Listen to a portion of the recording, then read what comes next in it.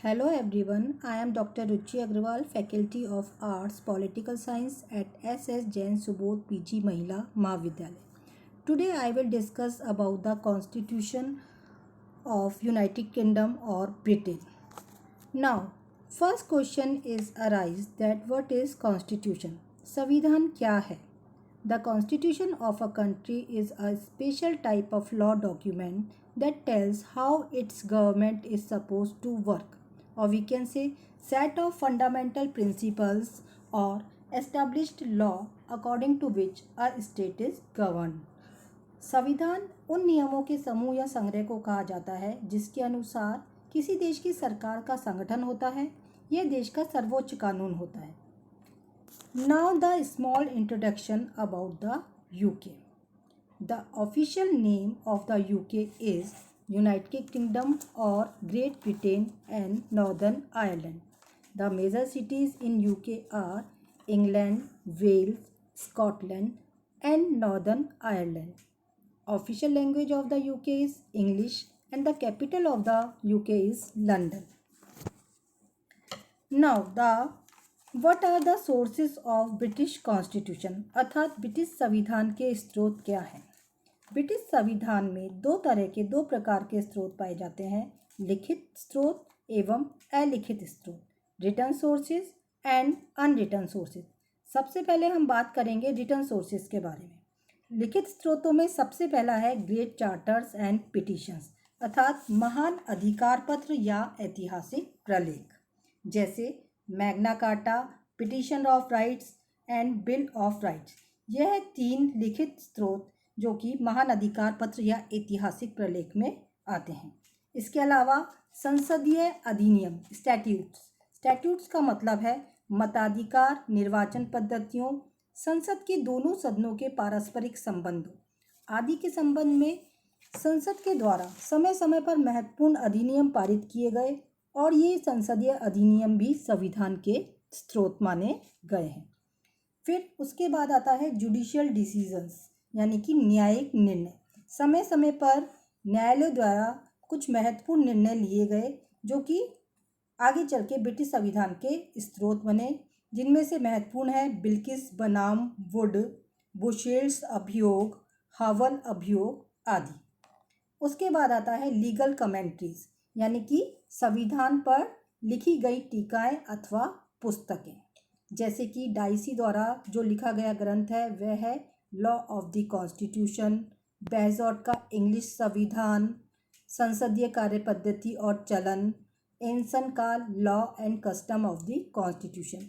यह वे टीकाएं हैं जो समय समय पर विद्वानों द्वारा लिखी गई हैं और जो आगे चल के ब्रिटिश संविधान के स्रोतों के रूप में जाने गए हैं। ये तो हमने चर्चा की रिटन सोर्सेज के बारे में, लिखित स्रोतों के बारे में। देन उसके बाद आते हैं अनरिटन सोर्सेज यानी कि वह स्रोत जो लिखे नहीं गए हैं फिर भी यह ब्रिटिश संविधान के मुख्य स्रोत माने गए हैं, और उनमें से है common law and convention. Common law यानी कि सामान्य कानून अथवा सामान्य विधि, और कन्वेंशंस का मतलब है संवैधानिक परंपराएं। सामान्य विधि का अर्थ है न्यायालय द्वारा स्वीकृत रीति रिवाज और परंपरा, यानी कि समय समय पर जो न्यायालय द्वारा रीति रिवाज और परंपराएं स्वीकृत की गई वह आगे चल के ब्रिटिश संविधान के अलिखित स्रोत के रूप में जाने गए। इसके अलावा वहाँ पर संवैधानिक परंपराएं बहुत महत्वपूर्ण है। परंपराओं ने अपना ही एक रूप ले रखा है, और क्योंकि ब्रिटिश संविधान लिखित संविधान नहीं है अतः ये परंपराओं पर आधारित संविधान माना गया है। Now the next and main important topic is salient features of the British constitution, यानी कि ब्रिटिश संविधान की मुख्य विशेषता है।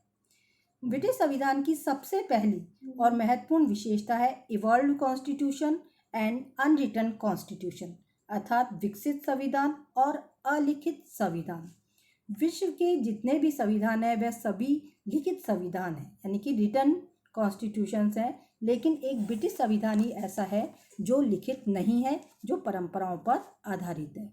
यानी कि इस संविधान का निर्माण किसी संविधान निर्मात्री सभा द्वारा नहीं किया गया, किसी निश्चित समय पर नहीं किया गया, अपितु इसका काल दर काल विकास हुआ है, इसीलिए इसे विकसित संविधान कहा जाता है। इसकी तीसरी महत्वपूर्ण विशेषता है फ्लेक्सिबल कॉन्स्टिट्यूशन, यानी कि लचीला संविधान। लचीला संविधान का अर्थ है वह संविधान जिसमें आसानी से संशोधन किया जा सकता है, अर्थात सामान्य बहुमत द्वारा संशोधन किया जा सकता है। तो ब्रिटिश संविधान में भी आसानी से संशोधन किया जा सकता है, संसद के सामान्य बहुमत द्वारा संशोधन हो सकता है, इसीलिए इसे कहा गया है फ्लेक्सिबल कॉन्स्टिट्यूशन, लचीला संविधान। इसकी चौथी और महत्वपूर्ण विशेषता है यूनिटरी फॉर्म ऑफ गवर्नमेंट, यानी कि एकात्मक सरकार, यानी कि वहाँ पे जो सरकार का रूप है वो है एकात्मक। एकात्मक का मतलब होता है शक्तियों का केंद्रीयकरण, यानी कि सारी शक्तियाँ किसके पास है, वहाँ पे संसद के पास है। संसद को संपूर्ण शक्ति दी गई है कि वह कानून का निर्माण कर सके। वहाँ पर फेडरल सिस्टम नहीं है, यानी कि संघात्मक शासन नहीं है, जैसे कि भारत में संघात्मक शासन व्यवस्था है और शक्तियों का विकेंद्रीयकरण है, यानी कि कानून बनाने की शक्ति राज्यों और केंद्र दोनों को मिली हुई है। केंद्रीय संसद और राज्य विधानसभाएं कानून बना सकती हैं, लेकिन ब्रिटेन में ऐसा नहीं है। ब्रिटेन में एकात्मक शासन व्यवस्था है, अर्थात सारी शक्तियां संसद को ही प्राप्त है। इसके बाद आता है अपना पार्लियामेंट्री सिस्टम, यानी कि संसदीय शासन व्यवस्था। संसदीय शासन व्यवस्था का अर्थ होता है कार्यपालिका विधायिका से जुड़ी होती है। Executive is related to legislative. कार्यपालिका विधायिका के प्रति उत्तरदायी होती है। Executive is responsible of legislative and the most important is dual executive, यानी कि दोहरी कार्यपालिका, एक नाम मात्र की फॉर्मल और एक वास्तविक। ब्रिटेन में नाम मात्र की कार्यपालिका है सम्राट, यानी कि किंग, और वास्तविक शक्तियां जिसके पास है that is the real executive, और वो है prime minister and the cabinet, यानी कि वहाँ पर दोहरी कार्यपालिका पाई जाती है, और जहाँ दोहरी कार्यपालिका पाई जाती है वहाँ संसदीय शासन व्यवस्था होती है। देन उसके बाद आता है supremacy of the parliament. Supremacy of the parliament का मतलब है संसदीय सर्वोच्चता, यानी कि संसद सर्वोच्च है, संसद सबसे अधिक शक्तिशाली है। अब वहाँ शक्तिशाली क्यों है संसद, देखिए इसके 3 रीजन्स हैं। सबसे पहला रीज़न है, अपन ने पढ़ा है, इसकी तीसरी जो विशेषता है दैट इज़ फ्लेक्सिबल कॉन्स्टिट्यूशन, यानी कि लचीला संविधान। कोई भी संशोधन होता है उसमें राज्यों की अनुमति की आवश्यकता नहीं पड़ती, संसद अपने दम पर खुद ही उसमें संशोधन कर सकती है सामान्य बहुमत से, तो संसद सर्वोच्च हुई। दूसरा है वहाँ पे एकात्मक शासन व्यवस्था। एकात्मक शासन व्यवस्था के आधार पे वहाँ जितने भी नियम कानून होते हैं वह कौन बनाती है, केंद्रीय संसद बनाती है। राज्यों की अनुमति की कोई आवश्यकता नहीं है और राज्य कोई भी कानून नहीं बना सकते। और सबसे महत्वपूर्ण, वहाँ पर न्यायिक पुनरावलोकन की व्यवस्था नहीं है, यानी कि lack of judicial review.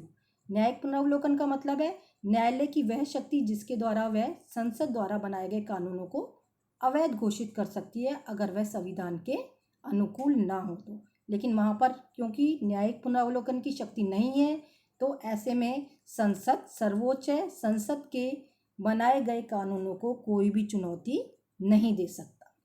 Now next one is mixed constitution, यानी कि मिश्रित संविधान। मिश्रित संविधान का अर्थ होता है यानी कि कुछ शासन व्यवस्थाएं एक साथ पाई जानी, और क्योंकि ब्रिटेन में 3 शासन व्यवस्था एक साथ पाई जाती हैं इसीलिए वहाँ पे कहा गया है मिक्स्ड कॉन्स्टिट्यूशन। अब ये 3 शासन व्यवस्थाएं कौन कौन सी हैं? सबसे पहली है राजतंत्रीय शासन व्यवस्था मोनार्की, दूसरी है कुलीन तंत्रीय शासन व्यवस्था एरिस्टोक्रेसी, और तीसरी है लोकतंत्रीय शासन व्यवस्था डेमोक्रेसी। वहाँ राजतंत्र सम्राट के रूप में पाया जाता है, एरिस्टोक्रेसी यानी कि कुलीन तंत्र लॉर्ड सभा के रूप में पाया जाता है, यानी कि जो संसद का द्वितीय सदन है, और तीसरा है लोकतंत्र यानी कि डेमोक्रेसी, और वहाँ डेमोक्रेसी लोक सदन के रूप में पाई जाती है जो कि संसद का प्रथम सदन है। ठीक है, now the next is gap between theory and practice, यानी कि सिद्धांत और व्यवहार में अंतर। ऐसा क्यों कहा गया है? ऐसा इसलिए कहा गया है क्योंकि वहाँ पर सैद्धांतिक रूप से कुछ और है और व्यवहारिक रूप से कुछ और। सैद्धांतिक रूप से सारी शक्तियाँ सम्राट के पास है, लेकिन व्यवहार में उनका प्रयोग कौन करता है? कैबिनेट यानी कि मंत्रिमंडल और प्रधानमंत्री। तो इसीलिए कहा गया है gap between theory and practice.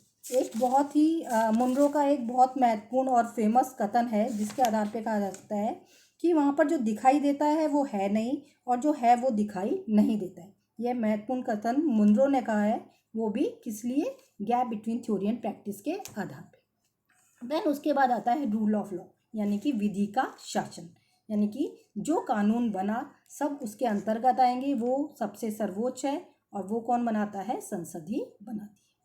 Now then next है इंडिपेंडेंस ऑफ जुडिशरी, यानी कि न्यायपालिका की स्वतंत्रता। न्यायपालिका स्वतंत्र है, सर्वोच्च न्यायालय की स्थापना वहाँ की जा चुकी है, इसीलिए कॉन्स्टिट्यूशनल रिफॉर्म एक्ट 2005 यानी कि संवैधानिक सुधार कानून 2005 के पूर्व ब्रिटेन में न्यायपालिका, व्यवस्थापिका और कार्यपालिका अलग अलग नहीं थी, तीनों एक ही थी। और न्यायपालिका यानी कि जो वहाँ पे व्यवस्थापिका का दूसरा सदन था, लॉर्ड सभा, वह न्याय का सर्वोच्च न्यायालय यानी कि अपील का सर्वोच्च न्यायालय हुआ करता था। परंतु 2005 के एक्ट के बाद यह व्यवस्था परिवर्तित कर दी गई और सर्वोच्च न्यायालय की स्थापना की गई, इसलिए अब वहाँ पे इंडिपेंडेंस ऑफ जुडिशरी है। Now next is bicameral legislative. Bicameral legislative का मतलब है द्विसदनात्मक व्यवस्थापिका, यानी कि व्यवस्थापिका के दो सदन है, प्रथम सदन एवं द्वितीय सदन। प्रथम सदन यानी कि निम्न सदन और वहाँ प्रथम सदन का नाम है लोक सदन, और दूसरा है द्वितीय सदन। द्वितीय सदन यानी कि हाउस ऑफ लॉर्ड्स, जो कि उच्च सदन कहा गया है, और हायर चैम्बर, और वो है लॉर्ड सभा। देन उसके बाद आता है अपना bi party system. Bi party system मतलब द्विदलीय व्यवस्था, यानी कि दलीय, यहाँ वहाँ पे कौन से दो महत्वपूर्ण दल पाए जाते हैं, पहला है अनुदार दल और दूसरा है मजदूर दल, ठीक है, conservative party and labour party. या तो कंजर्वेटिव पार्टी की सरकार बनती है या फिर लेबर पार्टी की। तो इस प्रकार अपन कह सकते हैं कि वहाँ पे द्विदलीय शासन व्यवस्था पाई जाती है।